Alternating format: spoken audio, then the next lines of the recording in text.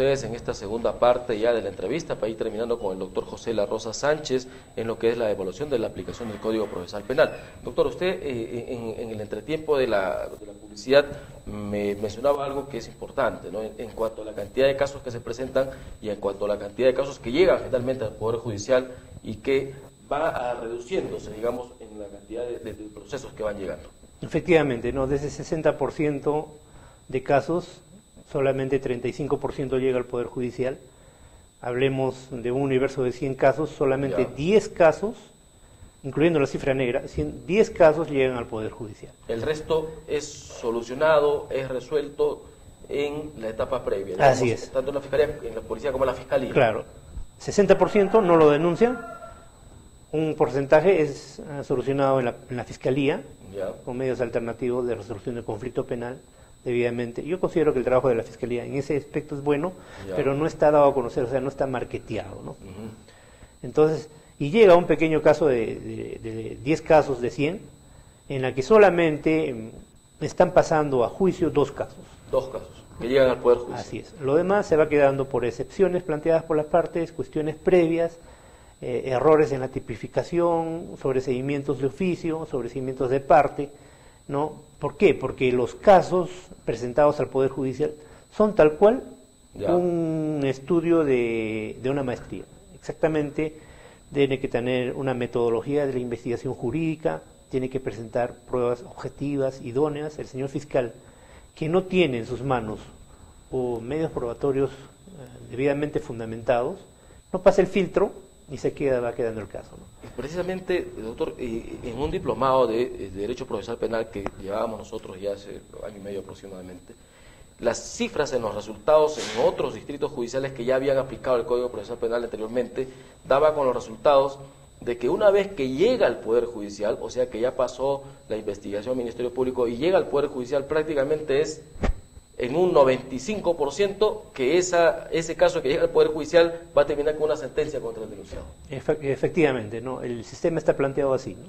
Hay una serie de controles, tanto en la policía, fiscalía, juzgado de investigación preparatoria, hace una serie de controles, tutela de derecho, control de plazo, si es que el caso pasa a acusación o no, auto de enjuiciamiento, hacemos una serie de controles hasta que finalmente llega un caso altamente probable de que sea condenatorio. O sea, los filtros son buenos en todo Exacto. caso, digamos, Entonces, por ser más prácticos.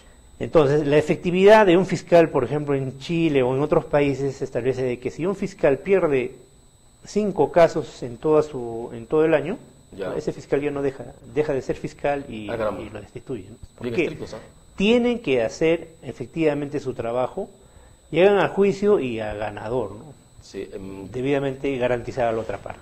Exacto. Doctor, para ir terminando, ¿por qué los casos en los procesos comunes avanzan, digamos, con más celeridad y en el caso de delito de corrupción de funcionarios demora mucho, siguen demorando años y años? El Ministerio Público, por intermedio de algunos legisladores, tienen en el Congreso de la República un proyecto de ley en la que están pidiendo que para casos de corrupción de funcionario el plazo de la investigación preparatoria sea muy amplio, ¿no? Actualmente son plazos pequeños, no pasa de un año y medio, un año y medio, un poco más, en la que resulta insuficiente para investigar un caso de corrupción de funcionario. ¿En qué dimensión? Por ejemplo, ¿no? Si nosotros queremos hacer un análisis de sobrevaloración de una carretera que cuesta 40 millones, 50 millones o alguna obra, deben intervenir aquellos que formularon el proyecto. Entre ellos están arquitectos, ingenieros, especialistas en determinadas ramas, y entonces cuando se tiene que analizar la sobrevaloración de un expediente técnico, también se necesita un reflejo pericial de esos mismos especialistas. Exacto. ¿Correcto? Entonces, el Ministerio Público no tiene esa capacidad de especialistas y los casos se van quedando, ¿no? Mientras llaman a la UNI, mientras llaman a la UNASAM, mientras llaman a algunos colegios profesionales para que se sirvan pronunciar debidamente en determinado caso, se les va pasando los tiempos, ¿no? Entonces, la obtención de medios probatorios en corrupción de funcionario por un delito de saco y corbata, gente que es capaz, política, inteligente, preparada, ¿no? Es fácil que oculten la documentación, sea en testaferro, sea en las mismas instituciones. Entonces necesitamos un equipo más especializado de pesquisa, fiscal, policial, que ya lo tenemos, pero que los resultados se van dando de a pocos, ¿no? Entonces, el ser un delito tan especializado de corrupción de funcionarios, ¿no? Es fácil. Si alguien filma a un policía cobrando un dinero, ese caso se termina ese día. Se termina rápido, ¿no? Un caso de violación que deja huellas más rápidas. Exacto, ¿no? Entonces, pero por ejemplo, encontramos el cuerpo en el caso de un colega que fue asesinado. Encontramos una violación, hay rasgos. El médico legista tiene los medios probatorios instantáneos. Exacto. Entonces la policía no tiene por qué demorarse, ni la fiscalía tampoco. Las pruebas están ahí, son ni físicas, por último, ¿no? El Poder Judicial tampoco tiene por qué demorarse. Nos demoramos en tema de corrupción de funcionarios porque es difícil la obtención de pruebas de certeza. Yo les venía diciendo en la secuela del proceso, al fiscal no puede venir a un juicio con pruebas débiles. Tiene que formar de... No, se le cae en el Poder Judicial. Le cae el caso, entonces por eso se van demorando. Y principalmente ellos están preocupados por la sensación de que no hay penas contra estas personas, ¿no?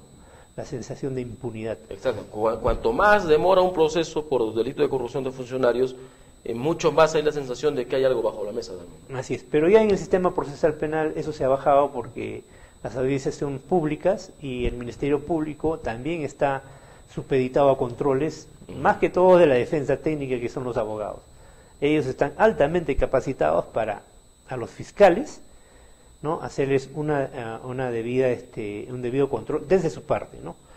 Si es que no tienen alguna salida que da el Ministerio Público, ellos pueden recurrir al juez de la investigación preparatoria, que es el juez de garantías, y que llama a una audiencia y le pregunta al señor fiscal qué está ocurriendo en este caso.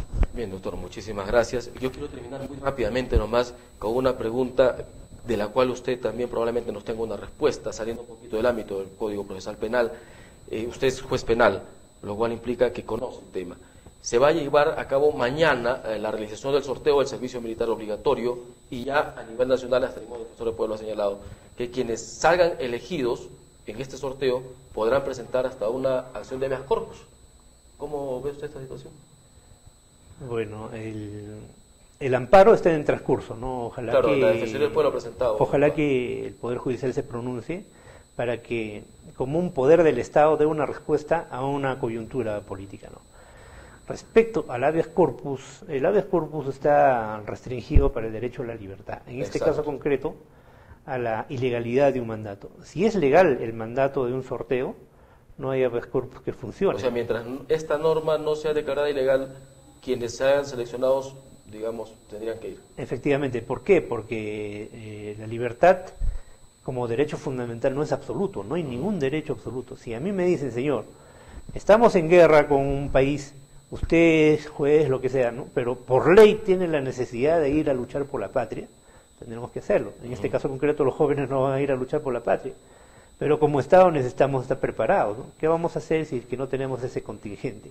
Por eso es que los políticos y el Estado se preocupan en buscar alguna alternativa, porque los jóvenes de por sí no van al servicio militar. Exacto. ¿No? Entonces, pero debería ser un poco más marketeado también ese tema, porque me parece que da varias posibilidades. Los jóvenes que quieren ser militares ya tendrían un escalón para poder entrar a otras, en lo que es la carrera militar, ¿no? Pero básicamente la pregunta concreta es: espero la respuesta de mañana del Poder Judicial si encuentra algún problema constitucional, porque el Tribunal Constitucional se pronunció en aquella oportunidad en la que no podía estar haciéndose levas, ¿no?